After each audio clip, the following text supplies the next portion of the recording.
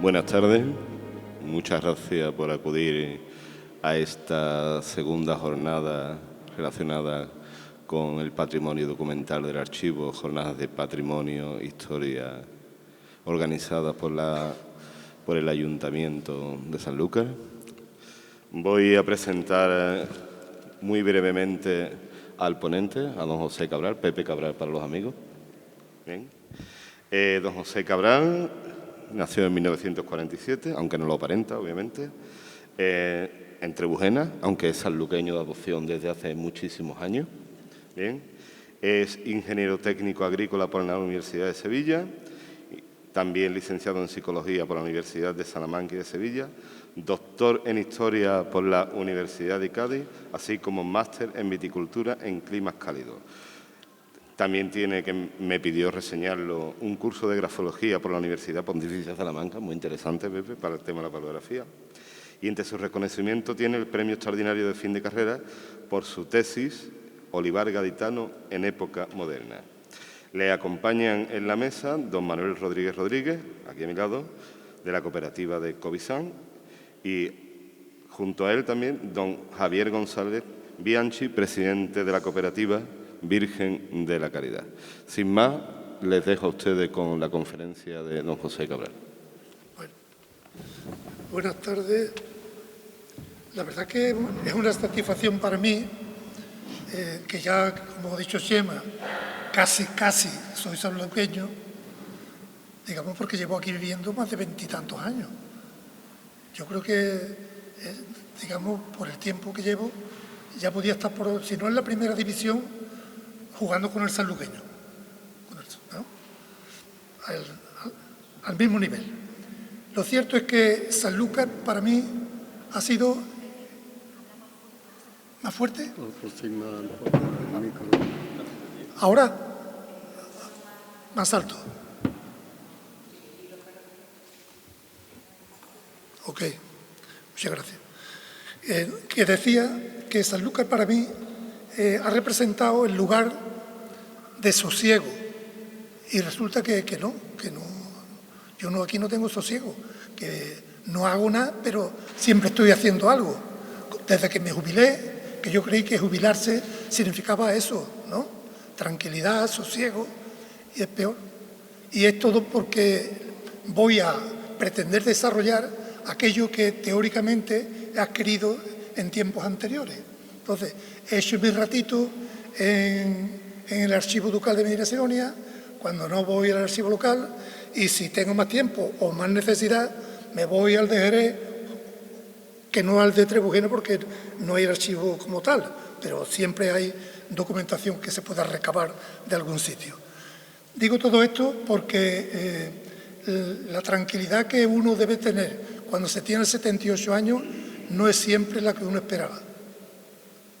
Yo tengo ahora una tranquilidad llena de desasosiego. Desasosiego muchas veces porque veo que actividades como la vitivinicultura en concreto, que es, digamos, mi pasión respecto al tema agrícola, no tiene demasiado futuro. No tiene demasiado futuro. Y lo digo delante de dos presidentes de las cooperativas que me entenderán y que esperan que no se cumpla el adagio de lo que estoy diciendo. Pero antes de todo esto, quiero agradecer el que haya tenido dos colaboradores en la presentación de la jornada, como son Esperanza y José Antonio, y dos colaboradores en las dos cooperativas, porque yo creía, y por eso están aquí ellos, porque quieren, pero sobre todo porque queremos darle una trascendencia al acto en sí, la trascendencia de que el patrimonio cultural muchas veces está, digamos, olvidado cuando se habla de agricultura, como si la agricultura, independientemente de que la sal y el vino, como dijo ayer el amo Antonio Moreno Llero, es siempre lo más importante y lo que la tradición histórica viene a resaltar de la comercialización de Sanlúcar. Sanlúcar es importante desde toda la vida y para toda la vida, esperemos que así sea, ligada a la vitivinicultura, Y por eso el fiel reflejo de ello, he querido que estuviera aquí representado con estos dos con los dos presidentes. Ellos van a hacer una lectura recortada de la primera página del cuadernillo. El cuadernillo que se os ha entregado, lo explico rápidamente, es que yo he escrito sobre el olivar gaditano, he escrito sobre la vitivinicultura gaditana, el Jerez, la vitivinicultura ecológica en el marco de Jerez, tengo publicaciones de toda esa naturaleza, pero ahora he recordado mi antiguo trabajo como extensionista en la Dirección General de Investigación y Extensión Agraria en Salamanca, donde la extensión agraria aprendida de los americanos fue importantísimo. Eso de que la lenteja se dejaran de cultivar en surco y pasaran a cultivarse en llano fue una revolución. Fijaros qué cosa. Bueno, pues tantas cosas habría que decir de la vitivinicultura aquí a través de los tiempos y más en Sanlúcar de Barrameda, que nos quedaríamos asombrados permanentemente. Y por eso están aquí los dos presidentes de las cooperativas. Entonces, les voy a dar de paso a ellos dos. Antes deciros que los cuadernillos están en trámite todavía, se están haciendo, se acaba de terminar el de Pedro Jiménez, Vino Pedro Jiménez, que se ha hecho con la financiación de William Humbert. Se ha hecho anteriormente la Tintilla de Rota con la financiación del Ayuntamiento de Rota y anteriormente se hizo el de la Manzanilla de Delgado Zuleta, con la financiación de Delgado Zuleta. Ahora va a venir el que me corresponde, que es el mosto de Trebújena. Por ahí van los tiros.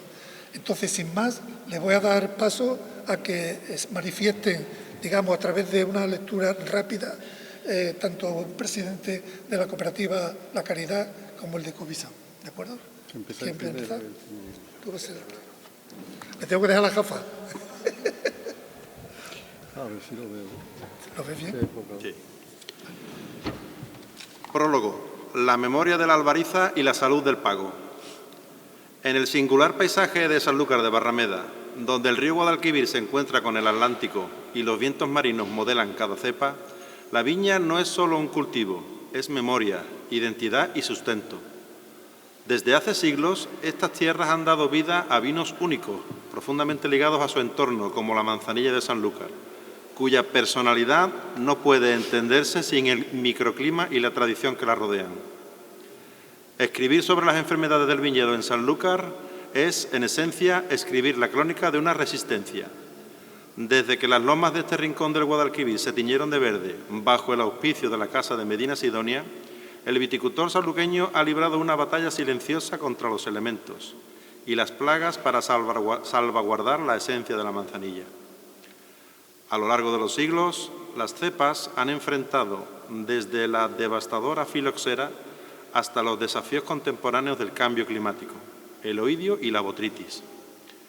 Pero en Sanlúcar, esta lucha no se libró de forma individual, sino a través de un espíritu colectivo que cristalizó en sus cooperativas. La sanidad del viñedo sanluqueño ha sido siempre un reto marcado por nuestra singular climatología, la misma humedad del poniente que bendice nuestra crianza biológica bajo el velo de flor. Es, a menudo, la que pone a prueba la resistencia de nuestras cepas frente a hongos y plagas. En esta lucha constante, el viticultor sanluqueño no ha estado solo.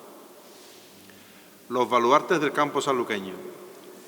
Este volumen dedica una merecida atención a las instituciones que han profesionalizado la defensa del viñedo.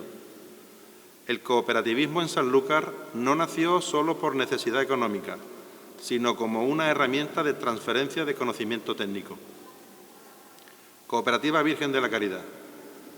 Fundada en el año 1959, se ha consolidado como un gigante del sector, con unos 400 socios y gestionando una superficie que supera las 500 hectáreas.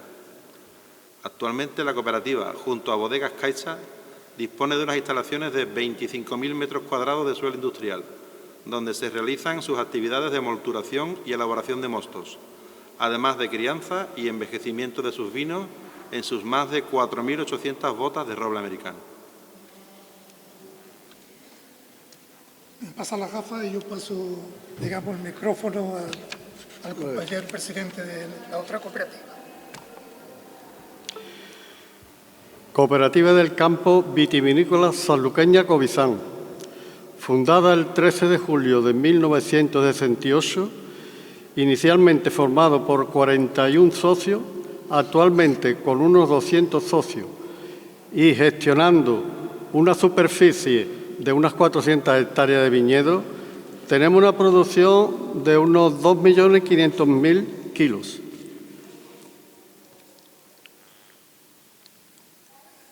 La crianza, bodega con una crianza de 650.000 litros de vino de Ladeo, denominación de origen, Manzanilla de Sanlúcar de Barrameda y Jerez Sherry. Representando las dos cooperativas Virgen de la Caridad y Cobizán, la unión de cientos de familias han sido el termómetro de la salud de nuestros pagos. Su capacidad para procesar millones de kilos de uva anuales va de la mano con una vigilancia exhaustiva en la recepción, garantizando en solo el fruto sano, libre de estrógeno y de la podredumbre o el mildio que llegue a la prensa. El viñedo sanluqueño es un organismo vivo que respira el poniente y padece el levante. Las cooperativas son, en este sentido, un sistema inmunológico, un legado de resiliencia. A través de las páginas de este libro, el lector descubrirá cómo las técnicas de poda, el manejo del suelo, de la albariza y la innovación química y biológica han evolucionado desde los tiempos que se imploraba protección divina en la parroquia de la O, hasta el uso actual de estaciones meteorológicas, digitales y agricultura de precisión en Cobizán y La Caridad. Esta obra es un homenaje a los técnicos, a los historiadores y, sobre todo, a los hombres y mujeres del campo. Ellos saben que una viña enferma y una herida en el paisaje de Sanlúcar y que la salud de nuestra cepa, que es la garantía de que el milagro de la manzanilla siga repitiéndose año tras año frente a la mirada eterna de Doñana. Muy bien. A continuación, haré la referencia a los distintos dibujos, por decirlo de alguna manera, y gráficos que componen, que están insertos dentro del cuadernillo. El cuadernillo en su portada es genérico y es la figura de lo que se llama el Angelito del Vino, que es una pintura que me dejó el señor Rabadán, aquí en Sanlúcar, que viene muy a tono porque es un angelito, digamos, cultivando. ¿Ah, sí? Te lo quito esto y lo vas a ver mejor.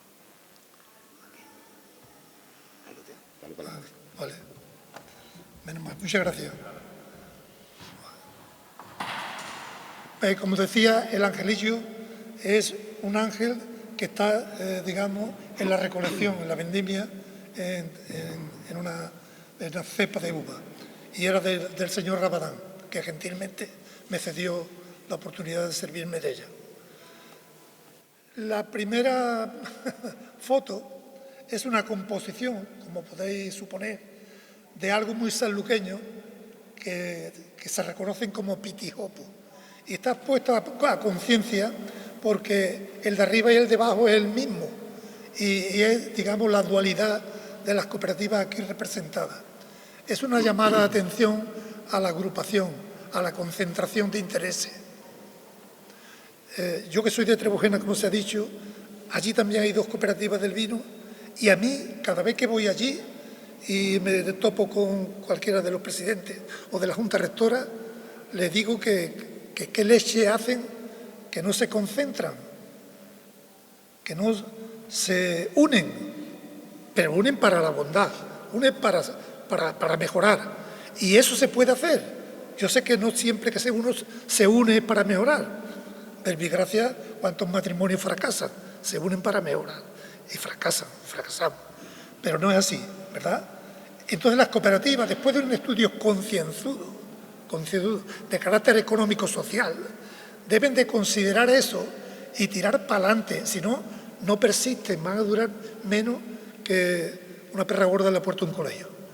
Entonces, esto es una llamada de atención a las cooperativas. Los pitijopos, tan sanluqueños ellos, son los dos presidentes, en este caso, de las cooperativas. Uno más joven, que está más para arriba, más potente, y el otro un poquito más decrépito, ¿eh? Pero todavía muy generoso con su tiempo, que es fundamental. Bien, vamos a pasar a la materia en sí. Lo primero que hay aquí es lo que llamaban el pulgón. El pulgón es un nombre genérico y se ha confundido siempre con cualquier cosa. Se confundía con la langosta, se confundía con la filosera, se confundía con todo, porque cuando una persona no conoce a otro muy bien, es muy fácil que la confunda. Y eso es lo que pasaba. ¿Se escucha o no se escucha? ¿Se escucha bien? Sí, vale, perdón. Entonces, las querezas o pulgones aparecen en 1584 en la viña de Brugena, que era la principal viña del ducado de Medina-Sidonia. Brugena era una viña, digamos, referencial, que aunque está en términos de Jerez, ha sido muy próxima siempre a Sanlúcar. Incluso se llegó a pensar que Brugena era un lugar propio, como lo era en su momento Mesas de Acta, o Évora, o Sanlúcar, o Trebujena, o el mismo Jerez, un lugar propio. La terminación ena significa lugar de, y buruj era de orujo o brujo, lugar de bodega, prácticamente, era Brugena, ¿de acuerdo? Entonces, ahí donde en 1584 aparece por primera vez este tipo de llamado querezas, que era no más que un gusano blanco lechoso que se acababa con toda la cepa, principalmente con los majuelos. Los majuelos son los viñedos jóvenes de reciente plantación, ¿de acuerdo? Aparecen en Sanlúcar, obviando ya el tema de Brugena, aparecen en el pago de Martín Miguel, y el tratamiento más corriente con insecticidas arsenicales, que era una verdadera bestialidad. Era una verdadera bestialidad. El arsénico es un veneno, pero además terrible. Pero en fin, es lo que había. También apareció posteriormente en la Atalaya y en Callejuela. Y vamos a seguir un poquito hablando del pulgón. Se va a ir toda.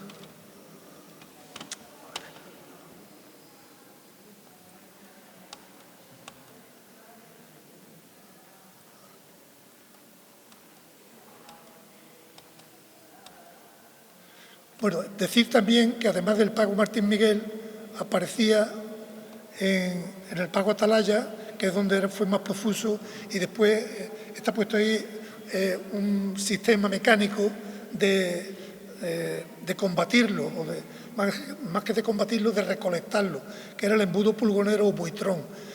Antes del buitrón se empezó a hacer montones y montones, echarle hojas secas y quemarlo. Una verdadera locura para la gente. Además de la dedicación, digamos, a la divinidad. El ponerse en manos de la divinidad era muy corriente entonces. Cuando algo no se conocía técnicamente, fisiológicamente, pues se decía, bueno, esto es que nos lo ha mandado Dios. Pues Dios tiene que ser, ahora como está aquí el Papa, hago un recurso a ello, vamos a ponernos o a Dios o a su madre, en manos de la Virgen, que era también muy usual como intercesora. Todas las vírgenes han tenido siempre un elemento de medianía respecto a la agricultura, y en vitivinicultura más se cabe, desde la Merced en Jerez a todos los Palomares y la Caridad en Sanlúcar. Ha sido, digamos, los prototipos. y llegamos un poco a lo que es el Condado de Niebla y los cigarrones, en la langosta. Esto, curiosamente, es una pintura que se hizo a mano por un médico de la Casa Ducal de Medina Sidonia. Y era por un médico porque entonces no había biólogo ni agrónomo dedicado a esta faena. Eran los médicos curiosos que han tenido siempre mucha curiosidad, como tendréis ocasión de ver y escuchar mañana. Siempre hay un médico curioso que dice tú, pero si este es médico, ¿por qué se dedica a esta cosa? Versus mi amigo, mañana lo conoceréis. La langosta aparece en el 1040, aparece en Villanueva de la Serena, Badajoz, y de allí va para la zona, digamos, más seca de la provincia. Por eso, en determinado momento, no aparece la plaga de la langosta aquí, y era porque el Guadalquivir servía de barrera, como si fuera barrera contra incendio, pues barrera contra la langosta, ¿de acuerdo? Muy bien. En Chiclana aparece en 1780 y en Sanlúcar vuelve a reaparecer en 1888. Tiene narices la cosa. Entonces, se llega a decir...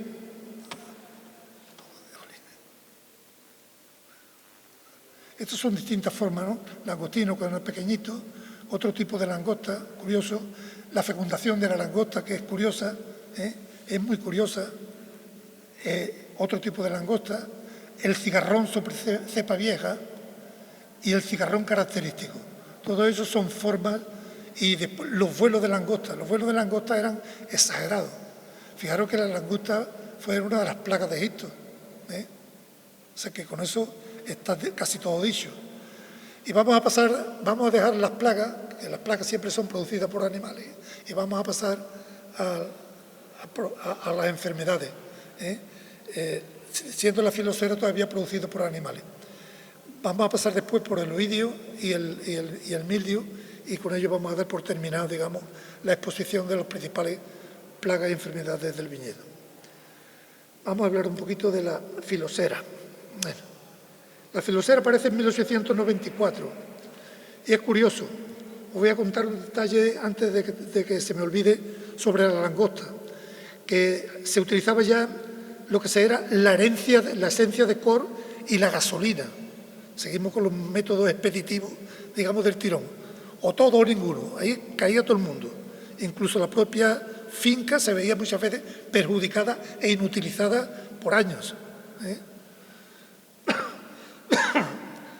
Aparece por la primera vez como elemento curativo el azufre en flor y el sulfato de cobre.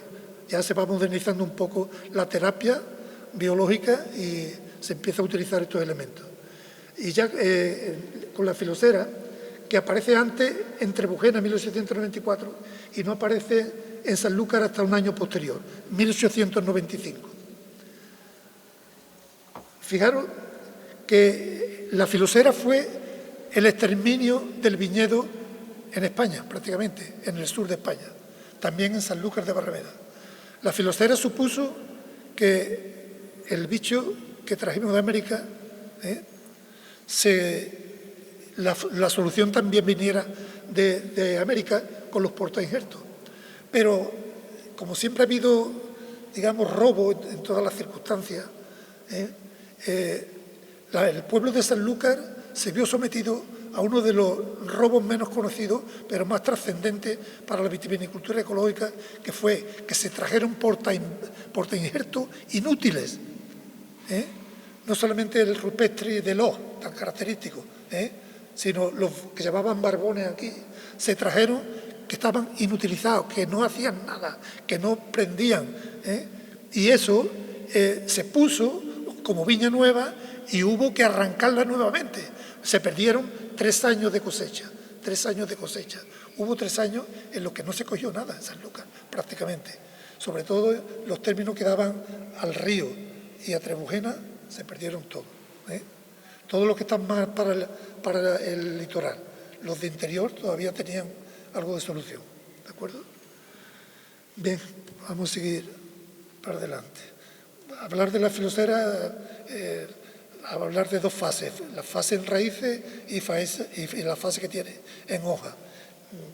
Yo es que no me quiero prodigar con temas técnicos porque ni este es el auditorio referido, pero sí, si alguien tiene algún interés en profundizar en estos temas, hay un texto que es del Ministerio de Agricultura, Pesca y Alimentación, que se llama Los parásitos de la vid, estrategia de lucha, y que ahí viene todo con suma detalle para ilustrarse sobremanera, ¿de acuerdo? Así que yo paso por alto el tema biológico, el tema fitosanitario, y paso más que nada a la importancia histórica que tiene sobre los sanluqueños, el declive o el apogeo de una determinada plaga en concreto. Bueno, se decía que en Sanlúcar, en finales del siglo XIX, era más importante las carreras de caballos que la viticultura, que se dedicaban más a la promoción de las carreras de caballos que lo que se dedicaba a curar las viñas con algún producto fitosanitario sin aplicar, ¿de acuerdo? O sea, estaba la enfermedad y no había dinero para promocionar el tratamiento fitosanitario colectivo, sino se gastaba en pro de las carreras de caballo, favorecer la importancia. Eso está por escrito, digamos, en el archivo local, curiosamente. ¿Qué más puedo decir? Vamos a ir. Calle de Filoser gallícola, en las hojas, las protuberancias en las hojas, en detalle de las agallas. Después había otras plagas menores, que era la polilla del racimo y el Altica anfelópaga, pero que eso eran como de segunda división respecto a la importancia que tenía. Otras afecciones de plaga era, eso sí, posteriormente, con los periodos secos, era la araña roja, de mucha importancia, porque secaba todo el emparrado, todos los parrales, ¿de acuerdo? Y donde no hay parras, donde no hay hojas, no había transpiración y no había, la uva no cuajaba siquiera, ¿de acuerdo? No cuajaba. Después he puesto ahí unos insectos beneficiosos que son detalles importantísimos. Cuando una viña se quiere ver si está cultivada en ecológico, enseguida te aparecerá la Santa Teresa. Santa Teresa te aparece en una viña. Si tú quieres decir, esta viña está cultivada en ecológico, si no tiene este nido y no se ve nuestra amiga la Santa Teresa, y tú ponlo en duda, ¿de acuerdo? Bueno, o los famosos, las famosas, ¿cómo se llama? La septempuntata, que tenía 7 puntitos, ¿verdad? 7 puntitos rojos, ¿de acuerdo? Una mariquita, ¿de acuerdo? Eso es. Después tenemos insectos que no sabemos que sean dañinos, que lo vemos y nos asustamos, sobre todo la primera vez que se ve, pero después que son, no sé cómo llamarán a este que aquí, le llaman el curita, el de la derecha que está junto a la palma de la mano. Incluso en años muy húmedos se ven ranitas, no es malo ver ranitas, significa que son años muy húmedos, y lo que hay que mirar es el suelo y el subsuelo, ¿de acuerdo? Vamos a ver. Y después hay una cuestión que la mayoría de las veces pasa desapercibida, que son algunas circunstancias que ponen aquí que nos pueden acarrear problemas, como son los caracoles. Depende de los términos. Yo tenía, antes de venderme la viña, un cacho de viña que tenía yo entre Trebujena, Jerez y Sanlúcar, y estaba en una zona alta y baja. Tenía una zona alta de caliza muy buena, pero una zona baja con mucha arcilla, y esa zona estaba toda llena de caracoles. Cuando llegaba esta época, pero llena de caracoles, que tú decías, bueno, ir por cubo y cubo de caracoles, y que en la parte baja se me fue al garete, pues acabaron con la cepa, los caracoles, esos que se comen para comer, caracoles y cabrillas, ¿de acuerdo? O sea, una cosa aparentemente, digamos, complementaria para la economía de mucha gente, no es más que un mal dañino cuando se deja crecer. Y lo malo de esto es que no hay una lucha igual que tú tienes un ácaro y se utiliza una acaricida, pero tú tienes caracoles y la verdad, los caracoles o los coges a mano o no tienes solución. ¿De acuerdo? Decían que había que meter ganado, pero el ganado, además de los caracoles, hacían daño en la viña, ¿de acuerdo? Y después está también, en otras ocasiones, el tratamiento con azufre, la gente se pasa con el oidio y cuando tratan con mucho azufre, el azufre quema las plantas, ¿de acuerdo? Los quema y deja incluso la BTA a la uva, la deja descolorida o coloreada, que se ve que está como cuando uno está malo y tiene el color perdido, pues la uva lo canta, que han pasado por allí y se han pasado y han dado una mano de azufre más de la debida, o no lo ha aprovechado y no ha llovido suficientemente y lo ha aprovechado la planta como debiera. ¿De acuerdo? Bueno, los desastres del oidio y el mildio. Los desastres del mildio es que te dejan el racimo cadavérico, es nada, el palillo y granuja ni nada. Después, las características aceite, ¿no? Parece que la hoja por el envé, que se ve la típica mancha de aceite del mildio, por el alce y por el envé, característica, y en la cepa. Y yo creo que con esto y un bizcocho hasta mañana a las 8.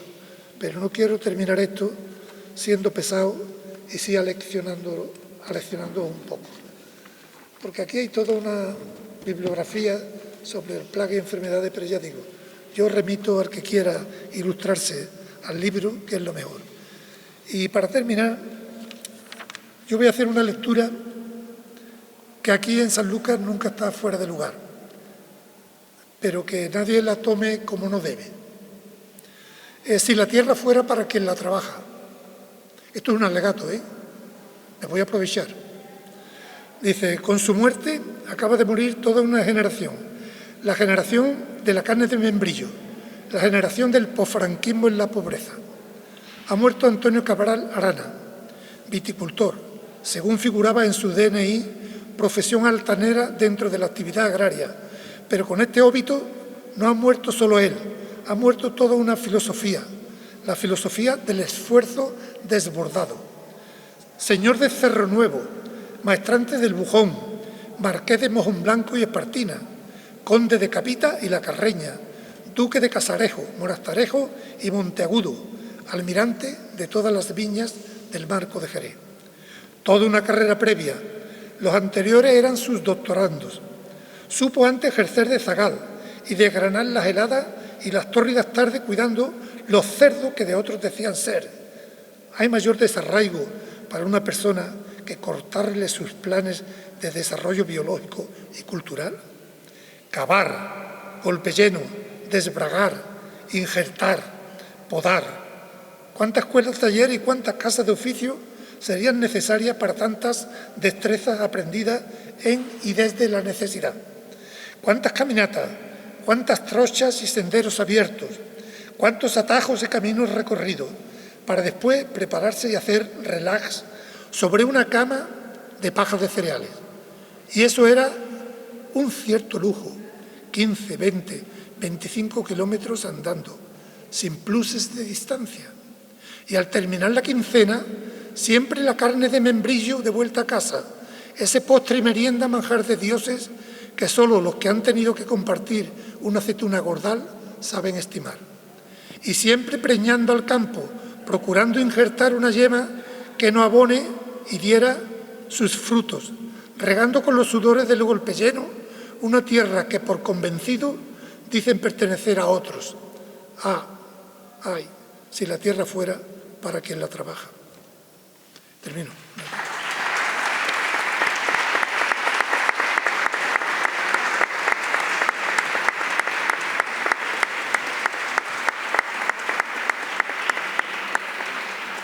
Como tenéis los cuadernillos, si os ocurriera alguna pregunta con excesiva trascendencia, aunque sea a título individual, se los dirigía a los coordinadores del encuentro y se ha acabado. ¿De acuerdo? Que no sea muy difícil, Esperanza. No te lo permito. Vale. Casi mejor que coja. Es que me interesa lo de la filosera. ¿Verdad? Lo de la filosera. Ah. Los barbados que trajeron de América y que lo pusieron en la algaida, que se lo dieron a los viticultores, ¿eso no sirvió para nada? Para. Pero eso costó un dineral, Claro traerlo sí. de América y todo. Claro. Entonces, ¿cómo se recuperaron porque los mayores potentados de Sanlúcar fueron poniendo en sus viñas respectivas portainjertos adecuados. Quiere decir que todo lo de Martín Miguel, porque el viticultor de medio para abajo desapareció. Desapareció. Exacto.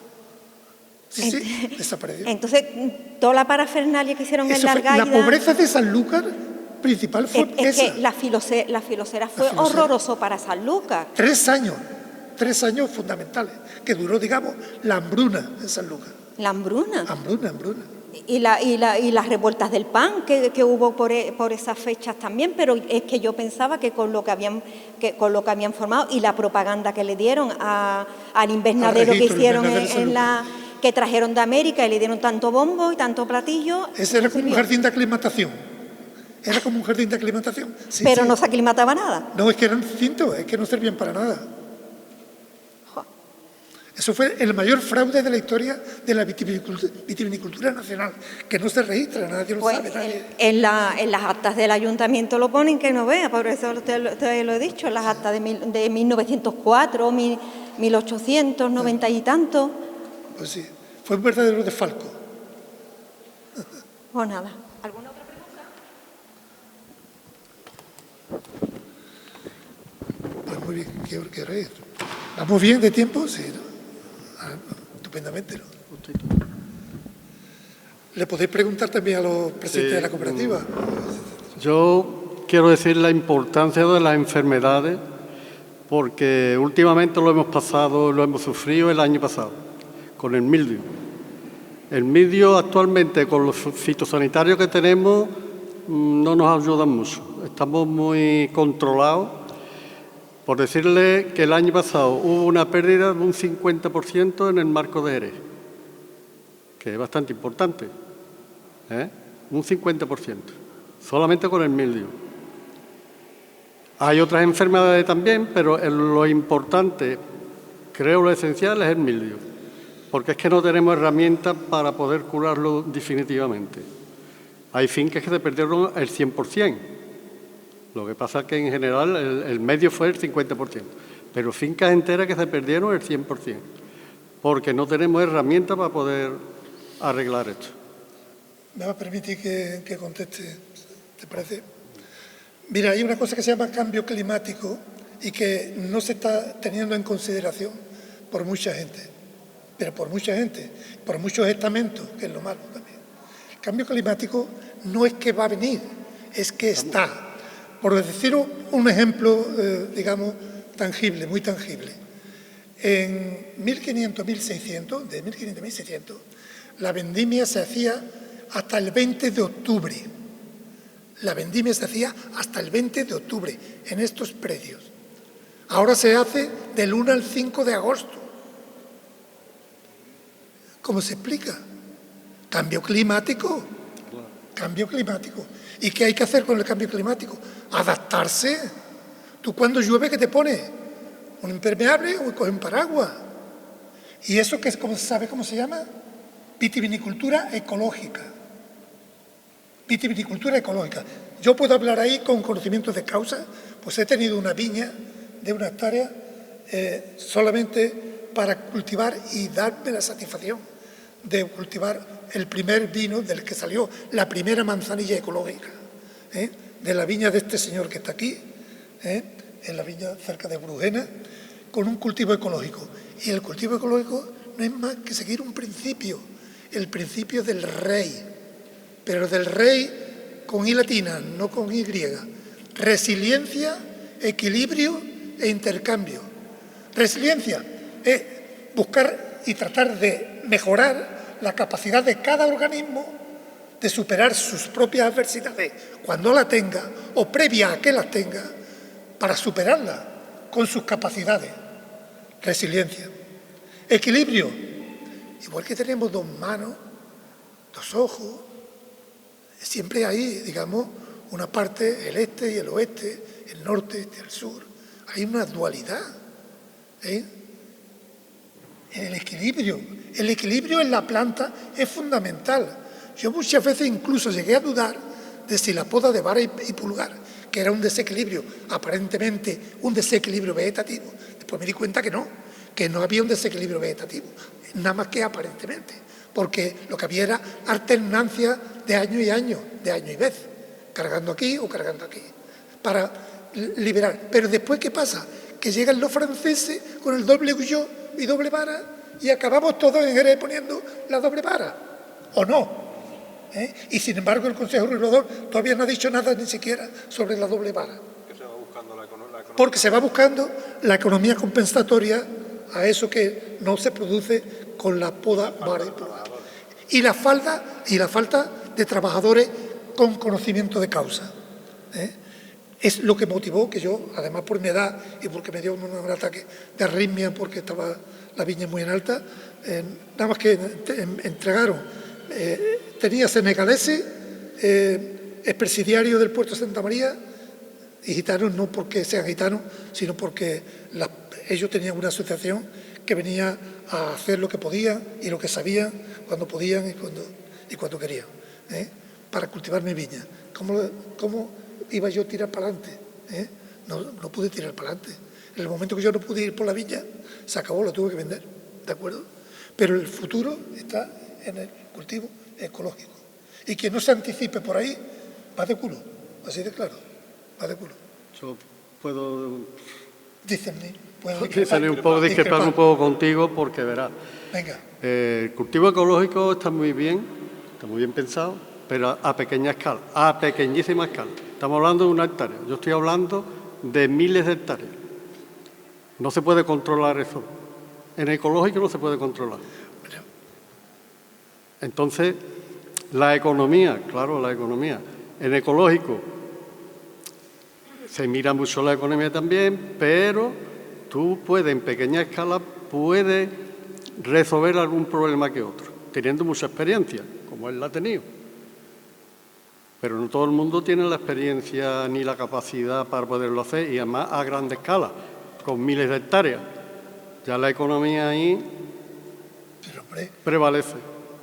Es que no es lo mismo. No, pero quien hace un cesto hace 100. Un tratamiento... No, espera un momento. A ver.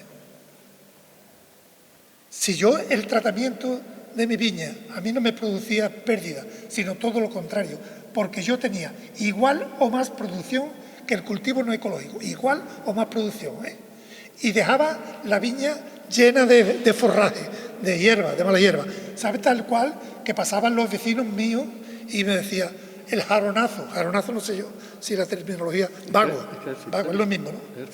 Es que me decía que yo era un jaronazo, porque tenía la viña sin labrar, y lo que estaba es aportando lo que la ecología me obliga, que el tercer brazo que dije antes, dije resiliencia, equilibrio e intercambio, pero tú estás sacando siempre de la nevera y no repone la nevera. ¿Eso cómo va a ser? Tú tienes que tener un cuidado exquisito, saber qué es lo que tiene en tu tierra, cuáles son los materiales orgánicos e inorgánicos que tiene y cuáles son los defectos que tiene, qué es lo que le falta, y reponerlo. Y cada año la viña se renueva, es como una mujer que pare cada año. Solo que, pare cada año, cada 9 meses prácticamente. Es igual que la mujer y necesita, o salen los granos de qué. Tiene que haber una fecundación antes. Y la fecundación tiene que haber un alimento de la propia viña que va a dar lugar a la uva. Pero si eso es una ley de naturaleza. una ley de naturaleza y saber lo que hace falta y nada más. Era resiliencia, equilibrio e intercambio. Y claro, acostumbrado. Es que no puede ser que tú tires la viña ahí nada más que para sacarle, no, hombre. Tienes que cuidarla. Y cuidarla no es forzosamente tenerla muy limpia, porque a lo mejor es lo peor que hace con la limpia. Y después hay otra cosa importante. Yo vendía mi uva, cuando la tenía en ecológico, que lo vendía a la gente de Jerez, y a Delgado Zuleta, en determinado momento, 3 veces más cara que la viña convencional, que la uva convencional. 3 veces más cara. Así que eso os lo digo todo, con eso os lo digo. Entonces, la solución en casa, como siempre.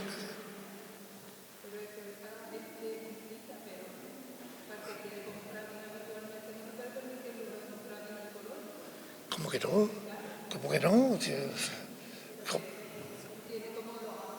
Pero, hombre, el vino será ecológico y habrá en detrimento el vino menos ecológico y más convencional, pues de alguna manera más barato, pero cuando sea todo ecológico, pues será más barato también todo, ¿no?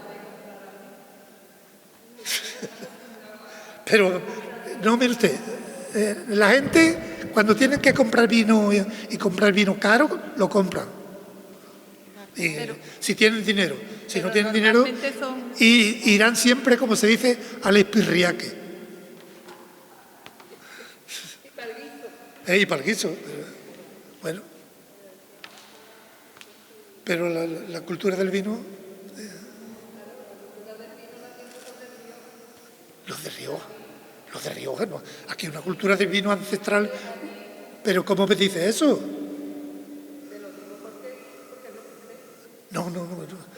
No.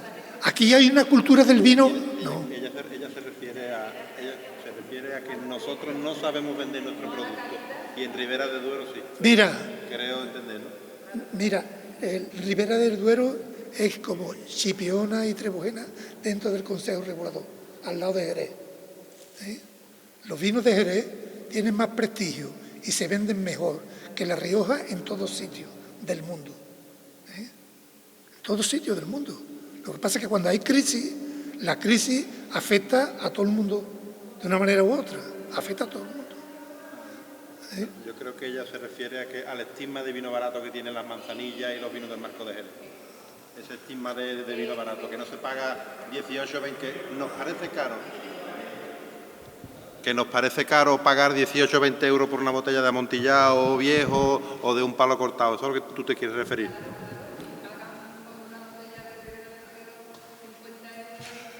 Quizá la culpa sea nuestra que no hemos sabido explicar.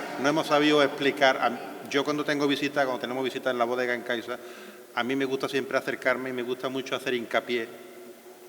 Y precisamente el otro día en una visita, uno de los visitantes me lo dijo, que el vino estaba caro. El vino está caro. Y yo tuve que discrepar, como ha hecho Manolo antes, tuve que discrepar. Para tener un vino embotellado, lo primero que tenemos que tener es una tierra que cumpla una serie de requisitos. Segundo, tenemos que tener unos derechos de plantación, que la viña es el único cultivo regulado en España. El único cultivo que tú necesitas una autorización para ponerlo es el viñedo. Tercero, tenemos que poner ese viñedo. ¿Ese viñedo cómo se pone? Estercolando, agostando, poniendo la planta que va de cada plantón ya hoy día 1,30 céntimos. Tenemos que esperar 3 años a que ese viñedo esté en producción y ahora todos los años tenemos que echar herbicidas, tenemos que realizar una poda, quitar los sarmientos, tenemos que amarrar las varas, hacer una labor, castra, recastra, recogida de leña, tratamiento, labores y vendimia. Una vez que ya hemos vendimiado, ahora le toca el turno a la bodega. Hay que molturar, hay que criar esos mostos, alcoholizar, que alcoholizar, Manolo sabe perfectamente, igual que yo, que vale sobre 30 euros cada bota, incrementar el precio sobre unos 30-35 euros, y ahora dejarlo dormir 2, 3, 5 años, 7 años. Pero el proceso no termina ahí, el proceso termina cuando lo metemos en una botella, con una etiqueta, una contraetiqueta, un tapón, una caja, y lo ponemos en Valencia, en Bilbao, y no hemos hecho mención, como bien dice Manolo, a los impuestos que se pagan, los impuestos de alcoholes, etcétera, etcétera, etcétera. O sea, que el vino está barato, el vino no está barato. O sea, que el vino está caro, no, el vino no está caro, el vino está barato para lo que debería de valer una botella de manzanilla.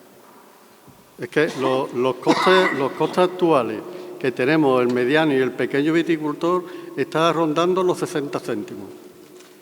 Si vendemos a ese precio, el kilo de uva, me refiero al kilo de uva, si vendemos a ese precio estamos a pérdida.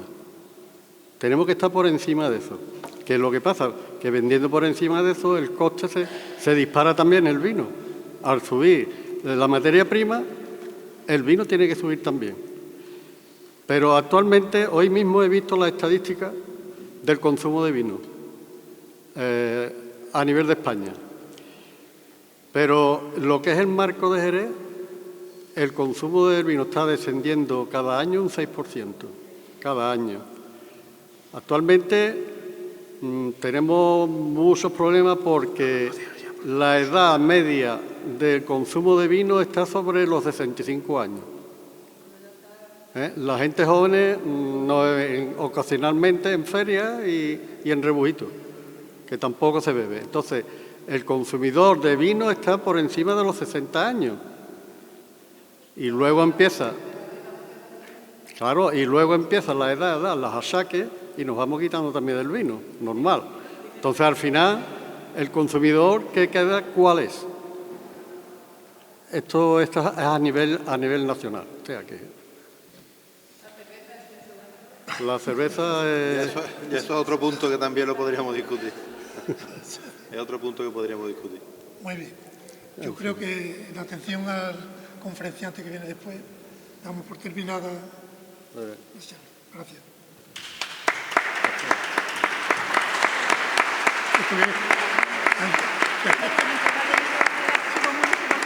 Muy bien, el archivo.